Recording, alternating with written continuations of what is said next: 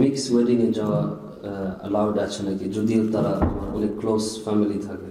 তো সেটা আমি কি সালাত রাহিম করবো, এটা বেশি আমার উপর ওয়াজিব, না সেই হারাম থেকে বেঁচে থাকবো, এটা আমার উপর উচিত? মিক্স বিয়ে শাদী মানে সেখানে ছেলে মেয়ে একাকার হয়ে একসাথে খাওয়া দাওয়া, একসাথে একই গ্যাদারিং করছে, এইরকম বিয়ে শাদীতে যাওয়া জায়েজ নয়, হারাম। জি, আল্লাহ রাব্বুল আলামিন এইরকম জায়গায় যাওয়া কোরআনে কারীমে দুটি আয়াতে, হাদিস শুধু লাগবে না, কোরআনে স্বয়ং আল্লাহ নিষেধ, ফালা তাকুদ বাদা যিকরা মাল কওমিজ জালিমিন। আল্লাহর উপদেশ চলে আসার পরে, হালাল হারামের কথা জায়েজ না জায়েজ আসার পরে জালেমদের বৈঠকে বসবে না, জালেমদের মজলিসে বসবে না। যারা নারী পুরুষ একাকার হয়ে বসছে তারা জালেম, সুতরাং তাদের জালেমের মজলিসে বসা জায়েজ নয়। যেমন কোথাও মদ খাচ্ছে কেউ, ধরেন মদের মজলিসে বসা জায়েজ, আপনি বলছেন আমি মদ খাই না। এমনকি বিড়ি সিগারেট যারা ধূমপান করে, দু চারজন আপনার ফ্রেন্ড হয়তো বা তার সাথে ব্যবসা বাণিজ্য আছে, খাতির আছে, তারা ধূমপান স্মোকিং করছে, আর সেখানে গিয়ে বসে গেলে না আমি খাই না, আমি নেশা করি না, আমি ওই সিগারেট পান করি না, কিন্তু তাদের মজলিসে বসলেন, ওলামার বলছে না বসবেন না, ওদের সিগারেট খাওয়া হয়ে যাক তারপরে কথা বলেন, আপনি দূরে দাঁড়িয়ে থাকেন, তাদের জালেমদের সাথে বসবেন না। এক কথায় যারাই গোনায় থাকে তাদের সাথে বসবেন না। জি, এদিকে জামাত চলছে, সাবালক মানুষ, পুরুষ মানুষ, হ্যাঁ মহিলাও নাই যে মাসে 10 দিন নাপাক হয়, হ্যাঁ, আর রাস্তায় বসে গল্প করছে, আর আপনি তাদের কাছে দাঁড়িয়ে দাঁড়িয়ে কথা বলছেন না, মোটে দাঁড়িয়ে কথা বলবেন না। জামাত একামত হয়ে গেছে, ফরজ হয়ে গেছে এখানে আসা, সুতরাং এরা জালেম, এখানে বাইরে দাঁড়িয়ে আছে, জালেমদের সাথে দাঁড়াবেন না আপনি।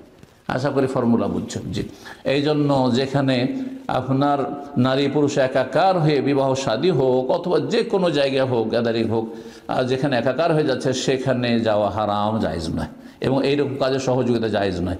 আত্মীয় ওদেরকে বলেন যে এইরকম জায়গায় যাব না, এইরকম জায়গায় যাব না, যদি আপনারা সেপারেট করেন তাহলে যাব, না হলে যাব না। মনে পড়লো তাহলে এই প্রশ্নের উত্তরে, আমি আমার মামার গ্রামে হঠাৎ করে, টেলিফোন আছে যোগাযোগ, তারপরে বলিনি যে হঠাৎ করে চলে যাব, জানি যে আমার মামার এক মেয়ের বিয়ে, তো হঠাৎ করে গিয়ে হাজির হয়েছি। ওরা তো অবাক হয়ে গেছে, সৌদি আরব চলে গেছে আর চলে গেছি, কয়েক বছর আগে, এই 5-7 বছর আগের ঘটনা।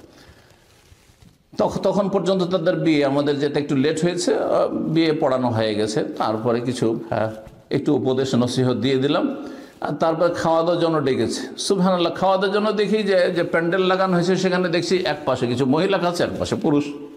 লা হাওলা ওয়ালা কুওয়াতা ইল্লা বিল্লাহ। তো আমি আমাকে খেতে ডেকেছি, ওরা খেয়াল করেনি, খেতে ডেকেছে গিয়ে একজন মহিলা বয়সিকা, যদিও বয়সিকা, এক সাইডে বসে খাচ্ছে, আর ফাঁকা ফাঁকা হয়ে গেছে, খেতে ডেকেছে। সাথে সাথে গেটে গিয়ে ঘুরে চলে আসলাম। ফিরে যখন চলে এসে আমার মামা হাত ধরে নিয়েছে, বলছে কী হলো মামা, কী হলো?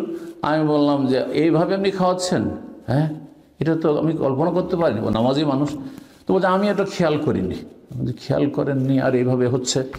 না আমি তো এখানে খাবো না। বলছে না না না না, আমি আলাদা করে দিলাম, এইভাবে বসতে বলিনি, কিন্তু বসিয়ে দিয়েছে, গ্রামের লোকেরা বসে, যা চলে আমাদের দেশীয় তরিকায় বসিয়ে দিয়েছে। এক সাইডে মহিলা খাচ্ছে, এক সাইডে পুরুষ খাচ্ছে, একই প্যান্ডেলের ভিতরে একে অপরকে দেখতে পাচ্ছে। তো সাথে সাথে সংশোধন হয়ে গেল। যদি দেখেন যে আমার সেখানে প্রভাব প্রতিপত্তি, আমার কথার মূল্য আছে, মূল্যায়ন করবে, আমি গেলে সেই পাপ থেকে তাদেরকে সরাতে পারবো।